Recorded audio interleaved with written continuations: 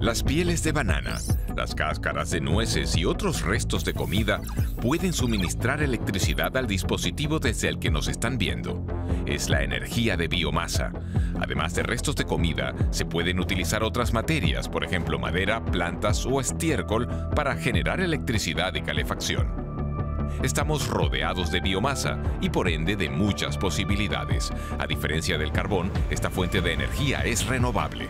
Empresas y gobiernos de todo el mundo ya invierten en esta tecnología, pero en la actualidad tan solo el 4% de la superficie agraria se destina al cultivo de plantas para generar biomasa.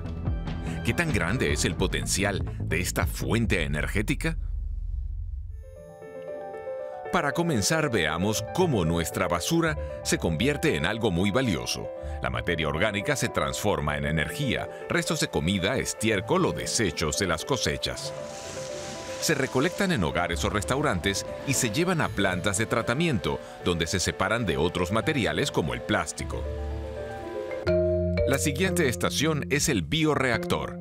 Aquí, en ausencia de oxígeno, los microorganismos descomponen la basura en un digestor biológico. Este proceso se denomina digestión anaeróbica. A una temperatura de 55 grados Celsius, los restos orgánicos se descomponen durante varias semanas. En esta fase se genera biogás, que contiene grandes cantidades de metano. Al introducirse en la red de distribución, se convierte en una potente fuente para generar electricidad y calor. Con gas natural, incluso se pueden alimentar vehículos, y la biomasa sobrante se puede emplear como compost. Así el proceso se vuelve circular. Se produce biogás en todo el mundo. En Europa hay 20.000 plantas. Se estima que para mediados de siglo, el biometano podría cubrir hasta el 40% de la demanda de gas en la Unión Europea. En Estados Unidos tan solo hay 2.200 plantas, algo más que las que hay en total en Tailandia, Malasia e Indonesia.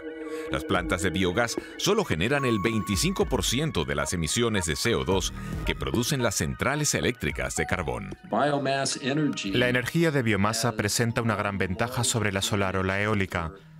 Se puede utilizar según la demanda. No importa si sopla el viento o brilla el sol. Todo esto suena muy bien, pero hay un inconveniente. Estas plantas pueden liberar biometano, un gas mucho peor que el CO2, para el calentamiento global. Y las plantas de biogás son sostenibles siempre que se alimenten con desechos y no con vegetales cultivados exclusivamente para este fin. ¿Para qué más podemos utilizar la biomasa?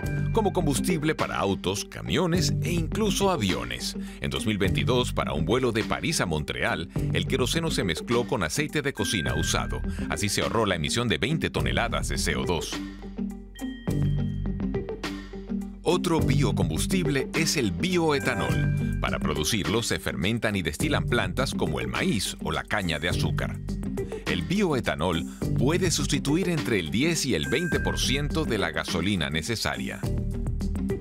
Y por último está el biodiesel, que se produce combinando alcohol con grasas animales o vegetales, como aceite de colza o de soya.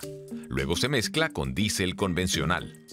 Los biocombustibles se ofrecen en gasolineras de todo el mundo y, sin embargo, según datos de la Agencia Internacional de Energía, tan solo cubren el 3% de la demanda de combustible en el tráfico rodado. El problema es que grandes superficies, que podrían dedicarse a cosechas para alimentar a la humanidad, se destinan a cultivos para producir biocombustible. O se arrasan hábitats valiosos para dar espacio a nuevos terrenos agrarios. Es lo que ocurre con el aceite de palma en Indonesia, la caña de azúcar en Brasil o la colza en Alemania.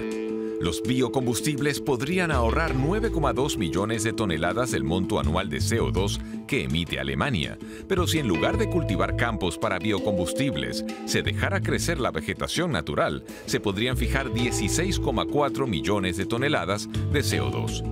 La forma más sencilla de generar energía con biomasa es el método más antiguo que existe: quemar materia orgánica, como madera, hojas o desechos. La combustión también se contempla en estrategias de todo el mundo para alcanzar la neutralidad de carbono. Quemamos nuestros lindos y viejos árboles en forma de pellets. En los últimos 10 años, su demanda como fuente de energía ha subido de forma constante. Con el 62% del mercado, Estados Unidos es el mayor exportador de este tipo de pellets. Normalmente se fabrican con restos de madera como el serrín. Pero, por desgracia, no siempre. Hay pruebas de que en Europa del Este y América del Norte se están destruyendo bosques y hábitats naturales para cubrir la creciente demanda de pellets de madera, mediante la tala ilegal. Los políticos en Estados Unidos, la Unión Europea y el Reino Unido han clasificado la biomasa generada a partir de madera como un recurso renovable. Por tanto, los gobiernos subvencionan la producción y combustión de pellets.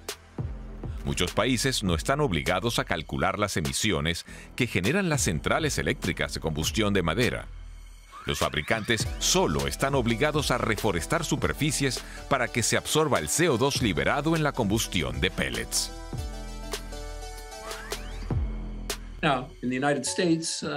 En Estados Unidos, según el estado, se plantan entre 2 y 4 árboles por cada árbol que se tala.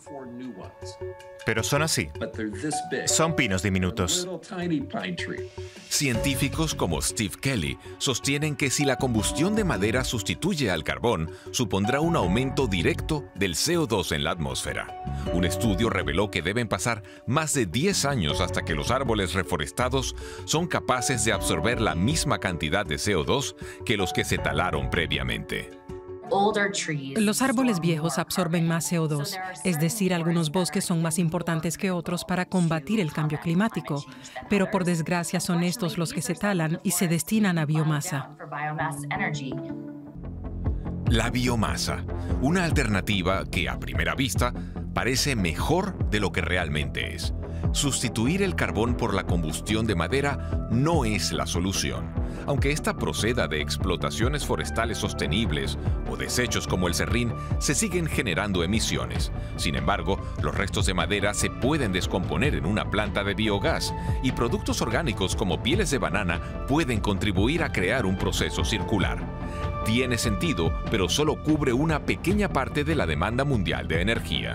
La biomasa puede utilizarse en combinación con otras fuentes de energía renovable, pero no puede ser la principal, ni ahora, ni en el futuro.